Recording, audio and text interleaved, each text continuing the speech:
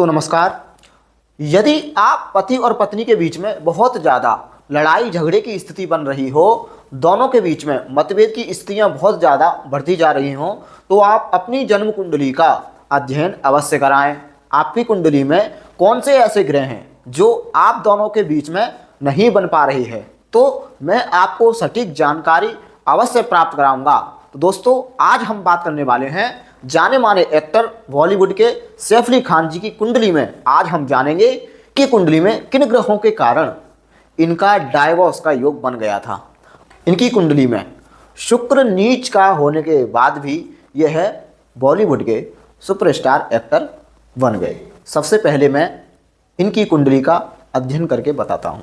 दोस्तों, इनकी कुंडली में हम जानेंगे डिवोर्स का योग किन किन ग्रहों के कारण बन रहा है। सबसे पहले हम 7th हाउस को देखेंगे, क्योंकि जब भी हम कुंडली का सप्तम भाव के बारे में विचार करते हैं तो आप जान लीजिए कि हम अगर लड़के की कुंडली में अगर विचार कर रहे हैं तो हम उसकी पत्नी के बारे में विचार करेंगे। तो आज हम बात करेंगे इनकी जन्म कुंडली में डिवोर्स का योग किन ग्रहों के कारण बन रहा है। देखिए, इनकी लग्न है कर्क लग्न है, और कर्क लग्न का स्वामी होता है हमारा चंद्रमा, जो कि चंद्रमा हमारा सप्तम भाव में विराजमान है। जब भी चंद्रमा सप्तम भाव में होता है तो ऐसे जातक के कई सारे लव अफेयर रहते हैं, अर्थात विवाह अधिक नहीं होंगे, क्योंकि यहाँ पर एक कॉम्बिनेशन खराब बन रहा है।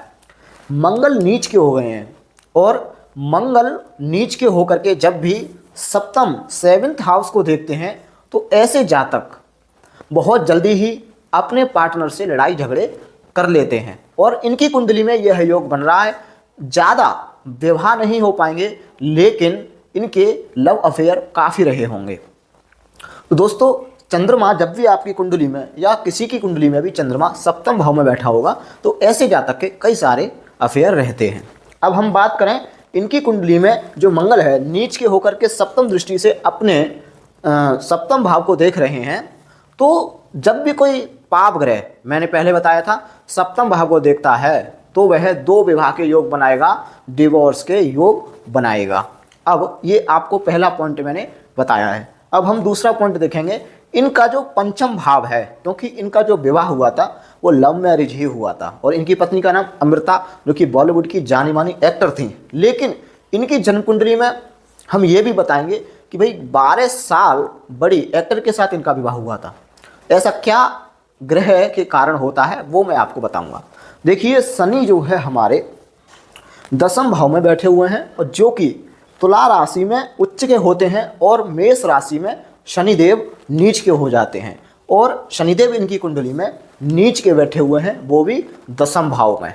अब देखिए, शनिदेव की दृष्टि कहाँ पर जा रही है? 10 में। 1 2 3 4 5 6 7 8 9 10, अर्थात 10वीं दृष्टि शनिदेव की सप्तम भाव पर पड़ रही है।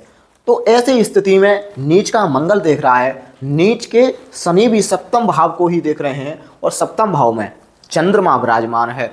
तो दोस्तों, ऐसी स्थिति में जो है जातक का डिवोर्स होना तय है। पहले मैंने बताया है ऐसे लोगों की ज़्यादा विवाह शादी नहीं होती हैं, लेकिन इनके लव अफेयर बहुत ज़्यादा चलते हैं। इनका डिवोर्स बहुत दिनों बाद हुआ था। इनकी दूसरी शादी जो हुई थी वो हुई है इनकी 2012 में, जो कि एक्टर करीना कपूर के साथ हुई है।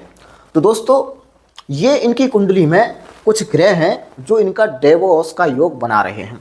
अब हम देखेंगे कि इनकी कुंडली में यहाँ का जो कारक ग्रह माना जाता है वो शुक्र ग्रह माना जाता है, और शुक्र ग्रह लड़के की कुंडली में अगर खराब स्थिति में बैठ जाए तब भी हमारे दाम्पत्य में सुख नहीं रहता है।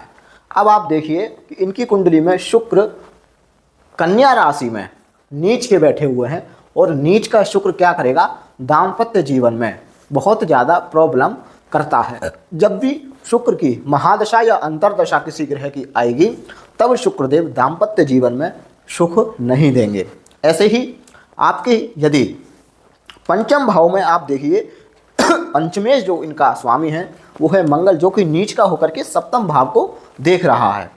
तो दोस्तों, ये बहुत सारी चीज़ें ऐसी हैं जो हम अपनी जन्म कुंडली में अगर पहले ही जान लें तो हमारे पति और पत्नी के बीच में जो लड़ाई झगड़े होते रहते हैं या डिवोर्स तक बात पहुंच जाती है, उनका कारण जो होता है वो कुंडली वाले ग्रह ही होते हैं। क्योंकि जब भी हम कुंडली में ग्रहों को चेक करें तो आप सप्तम भाव को और पंचम भाव को बहुत ही अच्छे तरीके से देखिए। यदि आपने प्रेम विवाह किया है तो आप पहले पंचम भाव को देखिए और सप्तम भाव को देखिए। यदि आप पति और पत्नी के बीच में बहुत ज़्यादा मतभेद की स्थितियां बन रही हैं तो आप अपने सप्तम भाव को अवश्य देखिए, कौन सा ग्रह सप्तम भाव को देख रहा है, 7th हाउस पर बैठा हुआ है।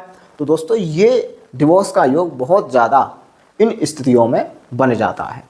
अब हम जानेंगे दोस्तों इनकी जन्म कुंडली में एक्टर बनने वाला योग। तो मैं आपको बता दूं, इनकी जन्म कुंडली में वैसे एक्टर के लिए शुक्र ग्रह को देखा जाता है और देखा जाता है चंद्रमा को। तो चंद्रमा इनका सप्तम भाव में बैठा हुआ है, अच्छी अवस्था में नहीं मानेंगे क्योंकि शनि की राशि में मंगल की दृष्टि जा रही है।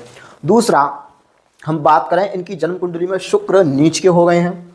और तीसरा हम बात करें तो इनके जो कर्म रहे हैं वो बहुत ही पिछले अच्छे रहे हैं, जिनके कारण शनिदेव नीच के तो हैं लेकिन ऐसा शनि व्यक्ति को बहुत आगे बढ़ा देता है। जो व्यक्ति जिस काम में बनना चाहता है वो अवश्य बनता है, क्योंकि ऐसे में शनिदेव की जो दृष्टि है वो द्वादश भाव पर पड़ती है, चतुर्थ भाव पर पड़ती है और सप्तम भाव पर पड़ती है। तो शनिदेव जहाँ भी बैठते हैं वहाँ तो बहुत ही अच्छा करते हैं। यदि शनिदेव दशम भाव में बैठेंगे तो ऐसे जातक को बहुत ज़्यादा मान प्रतिष्ठा सम्मान प्राप्त होता है। तो इनकी जन्म कुंडली में केवल और केवल मात्र शनिदेव ही इनको आगे बढ़ा रहे हैं। और दूसरा, इनकी जन्म कुंडली में जो मंगल और सूर्य का जो कॉम्बिनेशन बना हुआ है, यदि आपकी कुंडली में लग्न में या सप्तम भाव में कॉम्बिनेशन बन रहा हो तो आपका दूसरा विवाह होना तय है, या ऐसी स्थिति में कई विवाह के योग बन जाते हैं। तो दोस्तों अगली वीडियो में और किसी ऐसे जाने माने एक्टर की कुंडली का अध्ययन करूंगा जिनका डिवोर्स हो चुका है। दोस्तों मैं आपको पहले बता दूं, बहुत सारे लोग कमेंट करते हैं कि आप उन लोगों का बताइए जिनका डिवोर्स होने वाला हो। तो मैं पहले जिन लोगों का हो चुका है उनकी वीडियो बना रहा हूं और बाद में मैं सभी एक्टर और जितने भी हमारे सेलिब्रिटी हैं उनकी सबकी जन्म कुंडली का अध्ययन करके बताऊंगा कि भविष्य में उनका डिवोर्स होगा कि नहीं होगा। तो दोस्तों अगली वीडियो में मिलता हूँ।